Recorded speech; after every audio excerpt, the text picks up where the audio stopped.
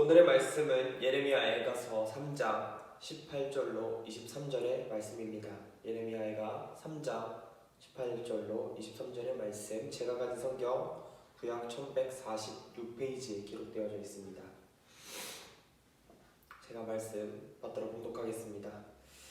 스스로 이르기를 나의 힘과 여호와께 대한 내 소망이 끊어졌다 하였도다. 내 고초와 재난, 고쑥과 담즙을 기억하소서.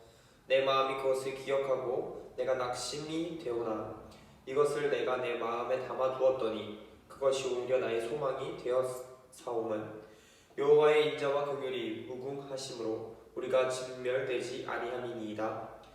이것들이 아침마다 새로우니 주의 성실하심이 크시도소이다. 아멘. 오늘 말씀의 제목은 이 시대입니다. 일단 먼저 말씀에 앞서서 새해를 맞이하신 여러분에게 항상 주님의 사랑과 따뜻한 보호하심이 있기를 간절히 바랍니다. 여러분은 어떠한 시대에 살고 계십니까? 저는 많은 사람들이 함께 영화 보고 운동하며 좋아하는 사람들과 함께 맛있는 음식을 나눠 먹는 것이 너무나 당연한 시대에 살았던 사람들입니다. 그 중에 한 사람이 바로 저이고요. 그런데 이러한 당연했던 시대가 이제는 우리에게 중요한 일상들을 많이 빼앗겨버린 세대가 되어버렸습니다. 2020년 이 한 해는 매우 어려운 시기였고 이 1년을 지나오면서 여러분은 과연 무엇을 얻었고 무엇을 잃으셨습니까? 사람들은 어려운 시기에 잃어버린 것에 대해서만 불평불만을 하고 살아가지만 과연 내게 주어진 얻음은 무엇인지 고민하지 않을 때가 많이 있습니다. 이러한 시기에도 분명한 희망을 가지고 살아가야 할 이유와 방법은 분명하게 존재합니다. 오늘은 예레미야의 상황에서 희망이라는 것을 보고 희망이 보이지 않는 그 예레미야 시대에서도 희망을 보고 예루살렘 상황을 살펴보면서 과연 우리의 시대는 어떠한 희망을 찾고 우리가 이 시대를 극복해 나가야 되는지 한번 말씀을 통해서 살펴보고자 합니다.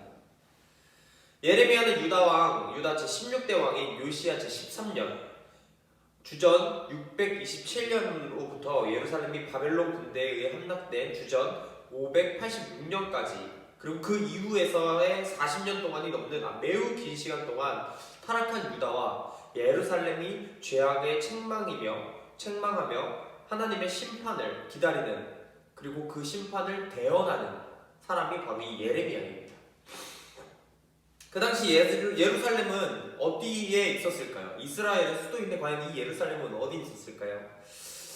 이 예루살렘은 해발 700m에 매우 높은 곳에 지어진 고대의 고원지대에 있는 수도입니다. 그래서 기드론과 힌노메라는 골짜기 위로 솟은 언덕 위에 세워진 성으로서 매우 견고하고 다른 이들이 침투하기 어려운 수도였습니다. 그러나 이 모든 것이 견고하고 완벽해 보였던 이 모든 것이 무너지고 부서진 상황에서 포로로 잡혀간 사람들은 매우 힘들었겠죠. 끌려간 사람들도 매우 가진 핍박과 어려움이 따랐을 것입니다. 하지만 남아있던 자들에게도 매우 어려움은 마찬가지입니다. 성경을 살펴보면 자신의 자녀를 잡아먹어야 할 정도로 굶주리고 목말랐다라고 되어져 있죠. 동족이 다른 이방인들에게 살육당하는 약탈당하는 모습, 전에 듣기만 해도 이 끔찍한 예루살렘의 현실에 예레미야에게 있어서 비통하고 슬픔만이 가득한 삶이 분명했을 것입니다. 이런 상황에서 쓰여진 에가서는 한탄과 애통함이 가득하기도 했지만 슬픔과 낙심 가운데는 절대 매몰되진 않았습니다. 그래서 에가서를 보면 매우 슬프고 아픈 시로만 볼 수 있지만 사실 이 시는 가장 완벽에 가까운 시이면서도 희망이 담겨져 있는 시입니다. 예레미야 에가서는 매우 잘 쓰여진 시에 속하죠. 왜 그럴까요? 왜 그런지 혹시 여러분 아십니까? 에가서는 답관체라는 방식을 사용하여서 쓰여진 시입니다. 이 답관체라는 것은 22개의 히브리어 알파벳이 있는데 이 22개의 히브리어 알파벳이 매절 1절부터 22절의 첫 마디마다 첫 단어로서 첫 절에 쓰여졌던 그 순서대로 심지어 쓰여진 것입니다. 그래서 이 1장부터 5장이 전부 그런 방식으로 쓰여졌고 그래서 그 순서대로 등장하고 있는 정형화된 정형시로서의 형식의 통일성을 갖추고 있다는 것을 답관체라고 하죠.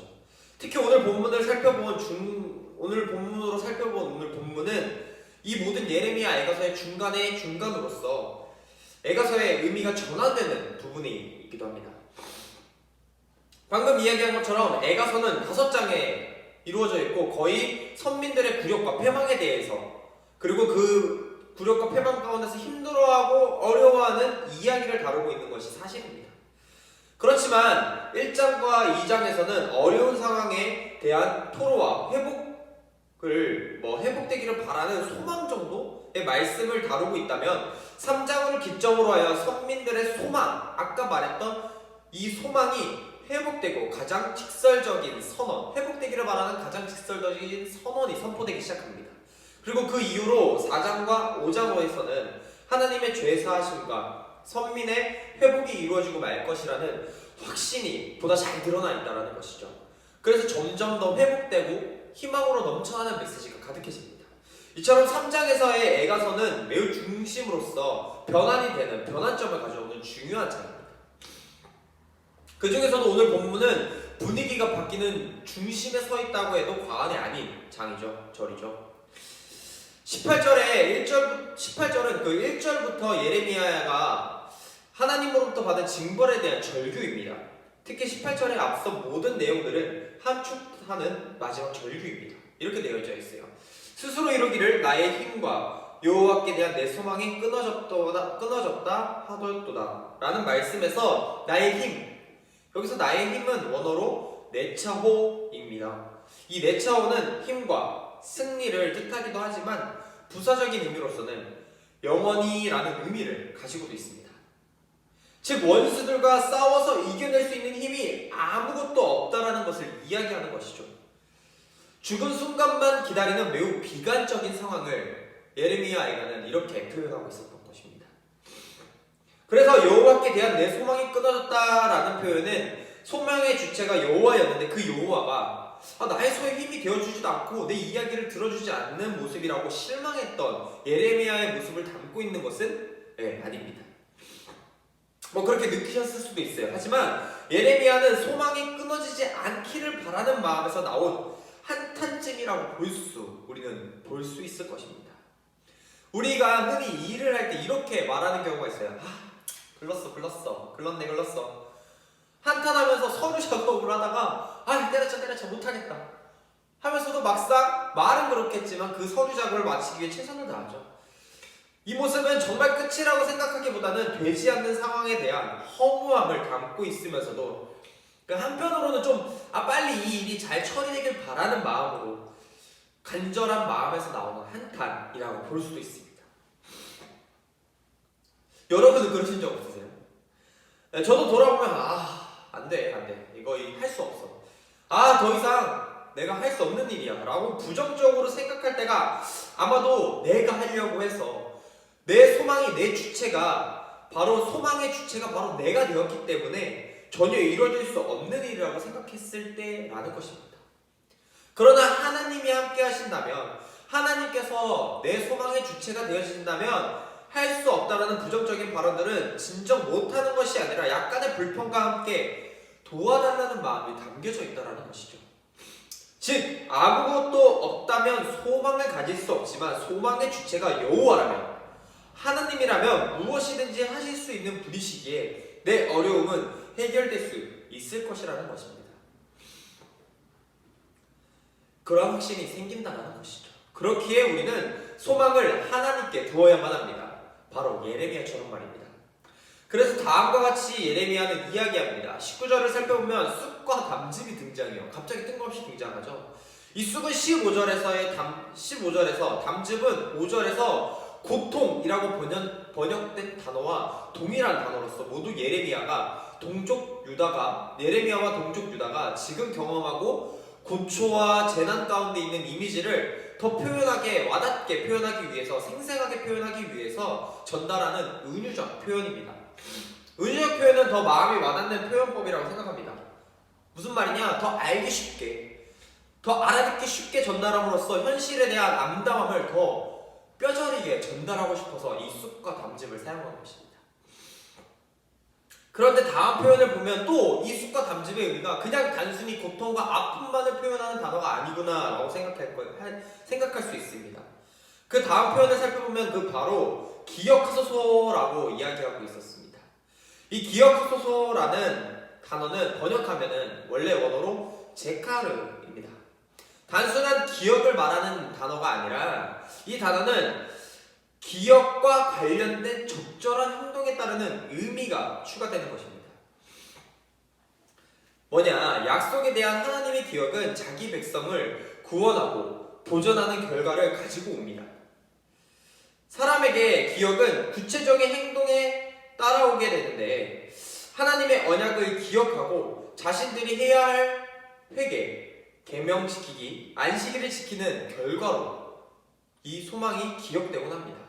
즉 여기서 기억하다라는 것은 예레미야가 당한 숲과 담즙의 고통을 기억하고 절망적인 상황에서도 하나님이 구원하셨던 상황처럼 기억하셔서 우리도 구원해 달라는 간구로 이해하면 되는 부분입니다.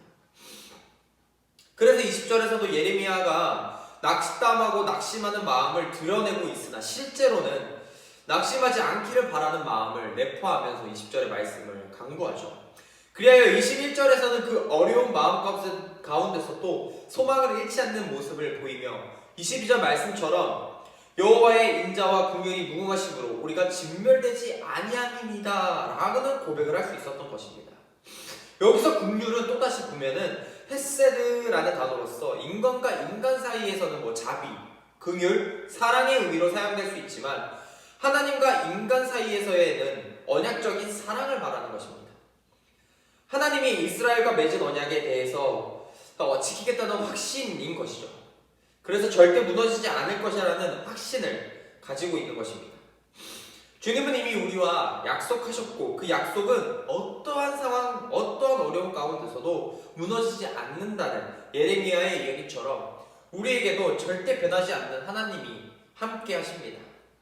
그래서 마지막으로 23절의 예레미야는 하나님의 약속에 대해서 어려운 상황에도 아침마다 하나님의 긍휼하신 약속에 소망을 두고 회복을 두며 희망을 둔다라는 이야기를 하고 있습니다. 오늘 말씀을 살펴보면 여러분은 어떠한 느낌을 받으셨습니다? 우리의 지금 처해져 있는 상황과 매우 유사하지는 않으십니까? 세상은 코로나로 인해서 많은 어려움이 찾아왔습니다. 많은 이들이 일자리를 잃어버리기도 하고 어려운 환경 가운데 있는 이들이 더 궁핍함으로 몰려 있습니다. 우리의 모습은 마치 무너져버린 예루살렘의 모습처럼 지치고 쓰러져가고 있습니다. 혹 이미 무너져 버리신 분들이 있으십니까? 그런 분들도 있으시겠죠. 하지만 그 무너짐은 과연 어떠한 무너짐이고 어떠한 것이었습니까? 예루살렘을 살펴보면 예루살렘이 무너진 것들은 그들의 성전과 성벽과 사람들이 무너진 것이 아닙니다. 무너지긴 했죠. 하지만 그것이 무너진 것이 아니라 바로 그들이 마음이 다 무너져버린 상황에서 애처롭고 비통한 것입니다. 우리의 상황도 마찬가지입니다. 실제적인 경제적인 어려움도 큰 어려움일 수도 있습니다. 그럴 수도 있어요. 하지만 끝이 보이지 않는 상황 가운데서 내 마음, 심적으로 어려움을 겪고 있는 모습이 우리가 지금 오늘 본문을 살펴봤던 예레미야와 그 백성들이 느꼈던 모습이 아닐까 합니다. 이러한 상황 가운데서 그렇다면 그 모습을 보고 희망을 얻었던 예레미야처럼 우리는 어떻게 해야 될까요? 신년을 맞이한 우리에게 있어서 올 한 해는 지나왔던 올 한 해 20년에는 조금 20년보다는 달랐으면 하는 그러한 바람을 가지고 소망이 무엇인지 먼저 찾으려고 노력할 것입니다. 바로 하나님이 우리의 소망이 되어주시는데 다른 걸 돌아보지 마시고 하나님을 먼저 보고 붙들고 나아가는 그리스도인이 되시길 바랍니다. 전혀 버틸 힘과 버틸 줄, 기대어 쉴 수 있는 버팀목이 없다라는 생각이 들 수 있는 한 해였습니다. 그렇다면 다가오는 21년은 버틸 수 있는 버팀목을 찾아야만 하겠죠. 바로 주님이 우리 옆에서 함께 아파하시고 기대기만을 기다리시는 버팀목으로 서 계실 겁니다. 올 한 해는 단순히 이 코로나의 끝을 기다리는 것이 아니라 21년은 진정한 위로와 쉼을 얻을 수 있는 그리스도인들이 되시길 바랍니다. 바로 여러분이요. 빨리 이 어려운 시기가 끝나는 것도 매우 중요합니다. 당연하죠. 어렵고 아픈 이들에게 있어서는 다시 성벽을 쌓아 올리듯 빠르게 회복되기를 원하는 건 저 또한 마찬가지입니다. 그 어렵고 아픈 이들에게 있어서 그렇다면 그리스도인 내가 할 수 있는 것은 과연 무엇일까요? 바로 함께 기도하고 아파해야 한다는 것입니다. 왜일까요? 예수님 또 우리와 함께 아파하고 어려워하셨으니까요. 오히려 더 아파하시고 더 눈물을 흘리셨기 때문입니다. 이제는 우리가 예수님의 모습을 본받아서 먼저 아파하고 먼저 눈물 흘리는 자들이 되어서 예레미야의 눈물처럼, 예레미야 애가서처럼 어려운 가운데서도 희망을 찾고 소망이 없는 시대에서 소망이 되어주신 주님을 붙들면서 그들과 함께 나아가시는 여러분이 먼저 되시기를, 그래서 참 그리스도인이 무엇인지 세상으로부터 인정받고 사랑받는 여러분이 되시기를 간절히 바라고 기도하겠습니다. 주기도문으로 예배를 마칩니다.